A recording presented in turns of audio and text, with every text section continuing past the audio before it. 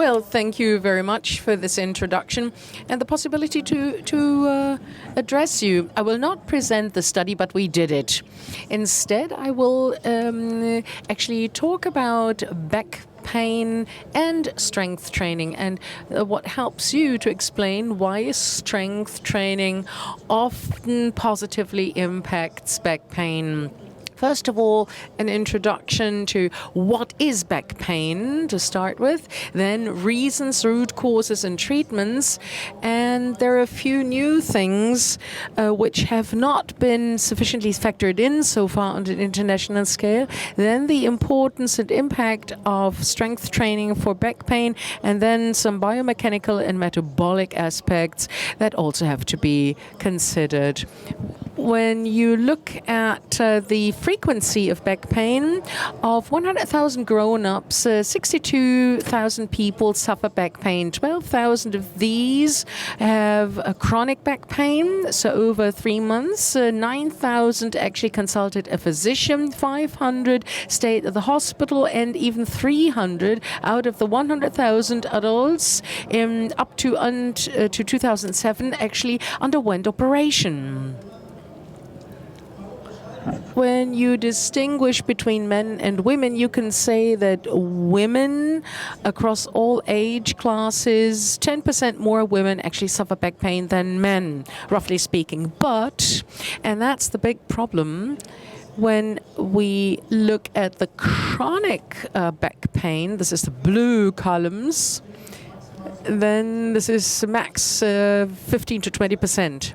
This means this is the group that does not regenerate quickly, that this is the group that causes a lot of problems and costs for a long time. This is across the years. This is a nice graph. Back pain, back disorders, this is according to ICD. M40 to M54 in the early 2000s. This still had to do with the reunification between Eastern and Western Germany, but from that time onwards you can see a very constant line. So back pain was a problem and still is a problem. Back pain is the most frequent reason for rehabilitation measures, although there is currently a trend towards mental disorders, psychological disorders. The iPad use, the constant computer use, and cell phone use obviously makes our children sick.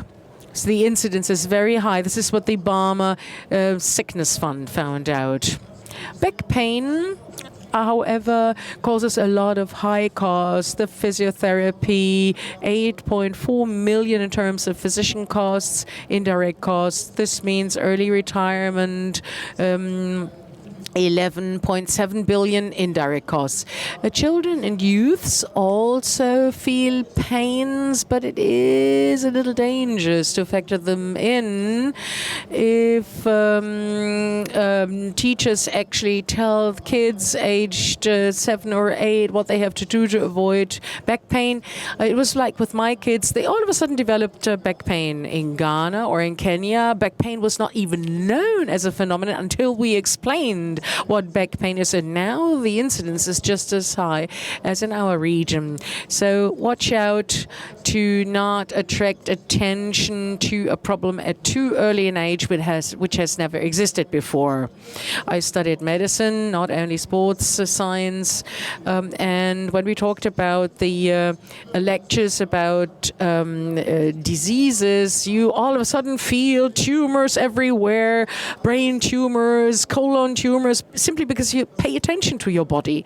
This is also one of the reasons. But 1/4 of children also suffers from one-off or chronic back pain.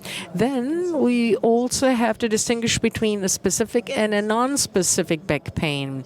The specific back pain is hard to treat, but we've got a prolapse, for instance, that places onto a spinal cord nerve. But 30% of the German citizens has a prolapse and doesn't even know. And so if they suffer from back pain, they get an MRT and they already had a prolapse. The radiologist says, well, that's perfectly clear. You suffer from a prolapse. But 30% of the inhabitants had one and never suffered from back pain. This only arrived later. So please take a close look at what you do. The non-specific back pain, and this is what accounts for 80% of the back pain in Germany, well, we can't tell the reasons. We at least do not know exactly, but that's wonderful to treat.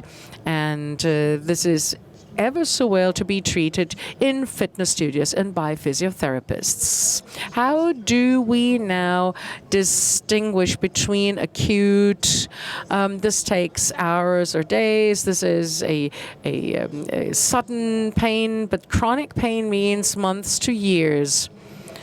Oh, it hurts, I accept this, but if it's for a prolonged time, then the pain doesn't help you any longer. It is diffuse and the acceptance is going down. Patients no longer accept this pain. Why is it still hurting me? Then for acute pain, it actually improves quickly, and with the chronic pain, it often worsens over time.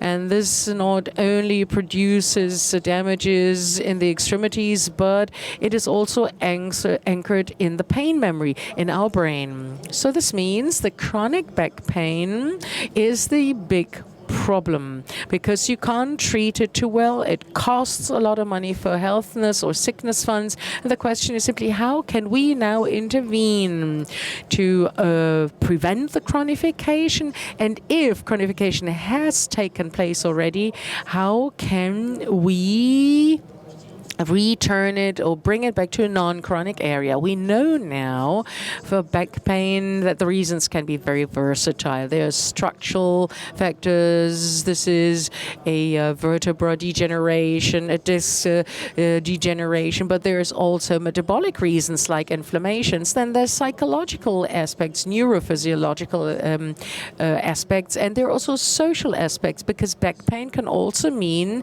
that I can simply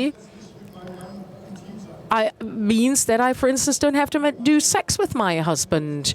If the husband wants to have something, instead of saying, well, I don't feel like it, you simply say, well, I have a headache, I have back pain, whatever. This is secondary disease gain, we say. And don't underestimate this as a fact. You always have to factor this in. For non-sports people, where does the back pain come from? Well, it is often the working conditions. It is often a lack of movement, because our pain is made for four-legged animals. Only about 3,000 years ago, we actually started running upright. And this, of course, helped our brains, but we are quadrupeds.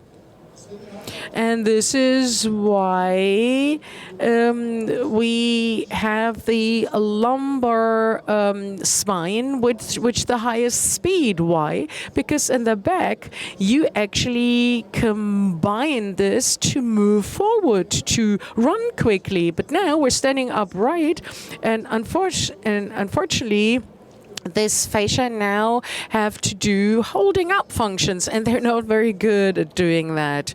This has to be known when you want to clarify what went wrong.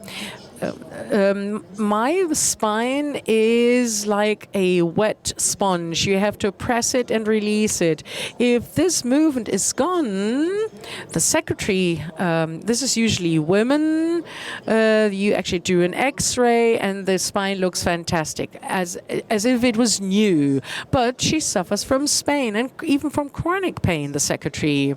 This is the people who only press, but never release. And what happens then is there are inflammatory metabolites, cytokines, prostaglandins, substance P, actually enrich in the disc, and they, of course, sensibilize the pain receptors. This is painful, it is diffuse, and it has to do with a sedentary lifestyle. You can also overload your back. You, of course, have to make sure that there are no tumors involved. The physiotherapists, we had 10 to 15 fatal cases, fatalities. I used to work in Frankfurt at the university clinic because when women, middle-aged, often suffer from back pain, they have mama cancer or back metastases. You could save these women, but when I actually place precious stones on their breasts and do whatever, then they run out of time. And I often, as a physician, had to confront the patients with the sad news that they would be dying, that they would die. This was a horrible experience for me. So let's go through all of the school medicine, the allopathy possibilities, and then you can do anything. But please exclude those serious risks. Then genetics. If your parents suffered from back pain, then very often the children also suffer from back pain. Then in the cardio area, not only we have this predisposition, but this also applies to orthopedics. Well, of sports people, you might think they have wonderful back muscles. No, in competitive sports, there are more people suffering from back pain than non-sporty people. Non-competitive athletes, you have to know that. I have looked at after sports people, lumbosacral transition is a huge problem. So the frequency of back pain does not depend on the amount of muscles, but from actually muscle under tension, lack of tension, and overtension. This is really important, especially when you actually have people that want to train at higher ages. I used to play football before. I wear a prosthesis on the left leg for 17 years. All football players, 58% of the football players have a hip replacement not because football is healthy, but it actually puts such a high burden on your joints. So it's above average. So when I do sports just on high intensively and in just placing burdens on one part of my body, then I, of course, also cause damages. What are the other reasons? Cognition, depression, when you always think of the pain. Then passive pain behavior, trying to save the painful area. This is the vicious circle. Then there's a moderate evidence of thought suppression. Then an overreaction to pain. This is the people who actually make it even worse than personality-related features. We did studies with the BKK, with the DLK, and the Barmer Ersatzkasse, a German health sickness fund. We trained over 10,000 people for 1 year, and we're now publishing this in the American publication. And you can see that the first time after back pain actually diminishes immediately. This is the great time, the first 1 to 3 to 4 weeks. But then you have this residual pain, and that's the big problem. This is what we have to look after. When we want to do this, let's look at the international recommendations and the European back guidelines. They actually recommend supervised exercise therapy. Supervised. It must not be strength training, but it can be strength training. But this is recommended because it's evidence-based. So we found out that strength training can do a lot for our backs. it not because the muscles are built up, but I have moved my vertebral column. I have promoted my metabolism. Just imagine you suffer from back pain, and I would measure you with an EMG sitting. There's hardly any activity. Now you train for 6 weeks, your back pain is gone, and you sit in exactly the same way. I attach the electrodes, and what happens? Still no activity. How are the muscles to influence back pain? If you're lying at night, you have a relaxed muscle structure and you don't feel any pain. Great. So obviously there must be another reason, and this can be found in the chemical realm. Let's go here. Strength training, fine. Let's look at the tension they strain for the spine. This is from Letterman, and I'm quoting this. If you actually actively flex your torso muscles, not just having them, no, flexing them. You can have torso muscles and you don't flex them. If you don't train them, they're gone. You know that. So good torso muscles is fine if I flex them. Now comes the point where I produce a higher spine stability, because through flexing the muscles, I actually have a compression of the disc and of the vertebra. So this creates a better stability. Increased compression, reduced extent of movement means higher energy expenditure. If I do it the other way around, this is counterproduction. So using belly muscles to take load off your spine does not work. But now the question is, why should we always do strength training to impact back pain? Well, for a simple reason. The back pain is metabolically caused, moving away from the social aspects, and it is pain receptors have to signal pain. This is done thermally, mechanically, chemically. Mechanic is possible, and chemical. Thermally, electrical does not apply here. Now this person is sitting there, used to have a back pain, now no longer has a back pain. So obviously it's not a mechanical stimulus, it is a chemical stimulus. Look at their knee, for instance. Cytokines are forming in inflamed knees that are not moved a lot. This causes knee pain. The same happens in our spines. This is the secretary, the typical secretary. And you have an annulus fibrosis. And very often such people who only sit every day long react superbly to strength training. This is our experience. Why? Because everything is intact, but there is metabolic waste that has agglomerated that actually triggers the receptors, the pain receptors. This is a construction worker. There, the disc is damaged.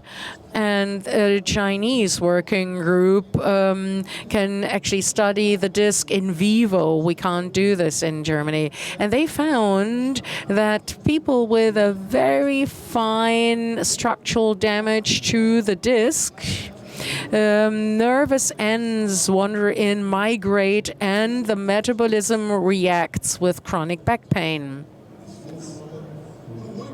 It is soothing to me because finally people have measured it, but it also accounts and explains why back pain can be influenced positively by movement, because you're moving a disc that has never seen any circulation. So in summary, back pain, both in sports people and non-sports people, have the same incidence rates, which of course is an indication for the fact that the muscle state of muscles is not a criteria for more or less pain. Most back pain is non-specific. It is diffuse, so the forecast is good. Men and women have the same incidence For acute, in the chronic case, 10% more women suffer from it. Diagnostics must first exclude serious disorders. This can be spondylocytis, spondylolisthesis. It can be anything, especially when you have to be careful when you exercise. You have to be really careful, especially with women, because mama carcinoma with metastases is often linked to back pain. So this should be excluded to start with. Then evidence-based active measures are more effective than passive measures, and this actually supports and endorses the fitness area in many countries. Unfortunately, in Germany, we don't have them.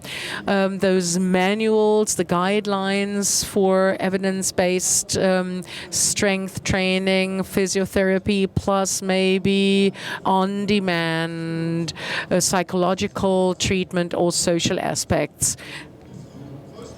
The biggest challenge, however, is the early identification of patients that tend to chronify back pain. But the problem is that all patients are treated the same. That's wrong. After 2 or 3 treatments, we have to see, does it work? Do we have to change our strategy? But this is not foreseen for private prescriptions. Patients with a prescription for 10 massages will actually use the 10 times. And the doctor says you need some patience. But unfortunately, our health system does not react.